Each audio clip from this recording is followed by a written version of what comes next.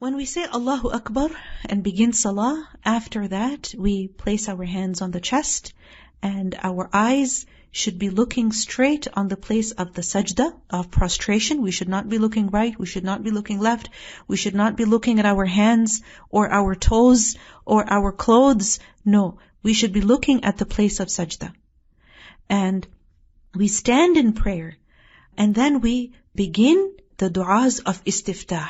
We begin glorification and praise of Allah and we seek forgiveness from Allah. And with regards to du'as of istiftah, Ibn al-Qayyim says that the secret of salah and its essence is that a person is attentive towards his Lord. And that's the main goal of salah, that you are paying attention to Allah subhanahu wa ta'ala and only Allah. And you are making your heart present before Allah. Like you're not allowing your heart to get distracted. This is the entire struggle in salah, right?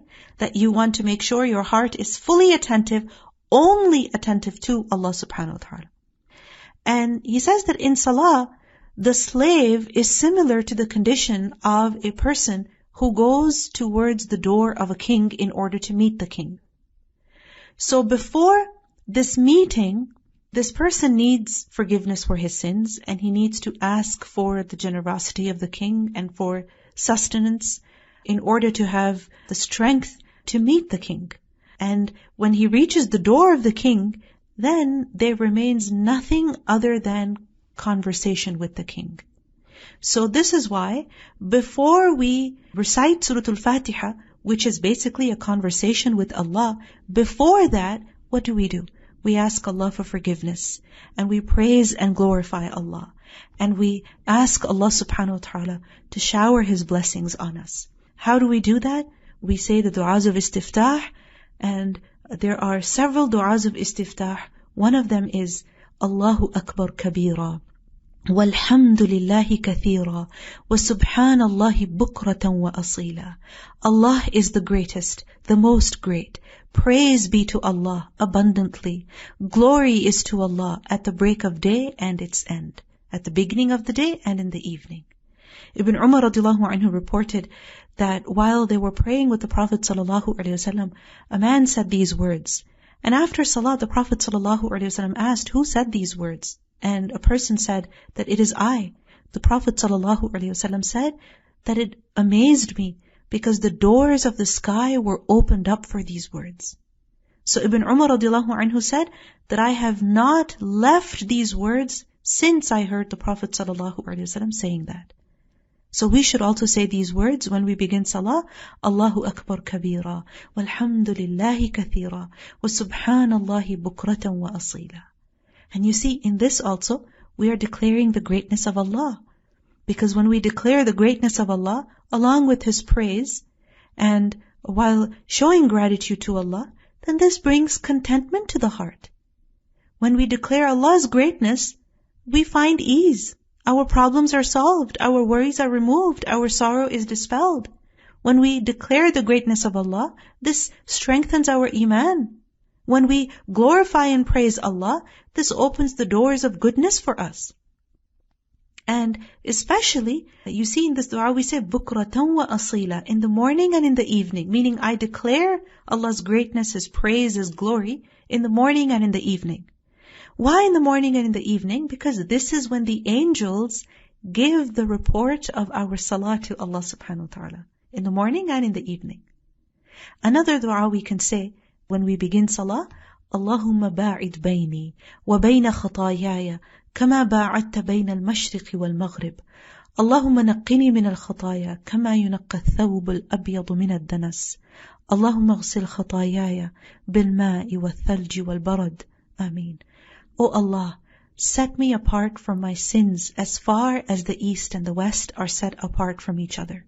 The first thing we're asking Allah subhanahu wa ta'ala for is that, O Allah, create a distance between me and my sins. What kind of a distance? A distance like that between the east and the west. Because this distance is such that it can never be eliminated, in the sense that the east and the west can never be joined together. Right? So you're asking Allah to create a permanent distance between you and your sins. to take you far away from your sins and to take your sins far away from you.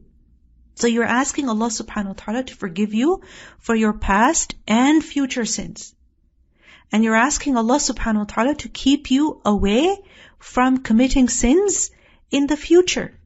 That keep me away from sins, meaning keep me away from sins in my future. Protect me from committing sins in my future. Secondly, you're saying that Allahumma naqqini min al-khataya kama yunaqqa thawb al-abyadu min ad-danas. That, oh Allah, clean me from my sins as a white garment is cleaned of dirt. Yani, after thorough washing, what happens to a white garment that was stained? The stains are removed and the garment is completely clean. So you're asking Allah subhanahu wa ta'ala over here to remove your sins and to also remove the effect of sins from you. All the sins that you've ever committed, you're asking Allah, Ya Allah, wash away their, remove their effect also, their impact on me, because sins do have an impact. So you are asking Allah subhanahu wa ta'ala to remove your present sins from you, meaning the sins that you're currently committing and you're not even aware of them. And then thirdly, you're asking Allah, Allahumma ghsil khatayaya bil ma'i wal thalji wal barad. That, oh Allah, wash off my sins with water, snow and hail. Allahu Akbar. You're asking Allah to wash away your sins with three things. And think about it. If you're cleaning something, if you're cleaning a garment, and you put it through one stain cycle, and then you leave it to soak, and then you wash it again, you clean it through multiple rounds of cleaning. Why? Because you want to make sure that it is completely clean. Completely clean. So you're asking Allah subhanahu wa ta'ala to wash away your sins with water, snow, and hail. Three things. Why? So that your sins are completely washed away. And why is it that you're asking Allah to wash away your sins with something cold like snow and hail? Because sins have a heat, a fire. And water, hail, snow are cool. And the water of hail and snow and rain is completely pure, right? Because it is untouched by the hands of people. It is pure and purifying. And remember that when it comes to removing stains, cold water is way better, more effective than hot. And you're also asking Allah subhanahu wa ta'ala for ease in the removal of sins. You see, one is that a person is purified of their sins in the fire of hell. And we seek Allah's refuge from that. Because we learn that people who believe, because of their sins, many will end up in hellfire. And they will be purified of their sins by experiencing the punishment of those sins in hellfire. And then they will be removed from hellfire and admitted into paradise. So we're asking Allah, Ya Allah, don't purify me through fire. Purify me through water, snow and hail. Because you are able to forgive all sins. So you're asking Allah for ease in the process of purification. Sometimes leaving a bad habit is very painful.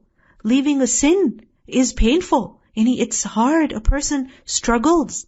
So you're asking Allah subhanahu wa ta'ala for ease in the removal of sins from you.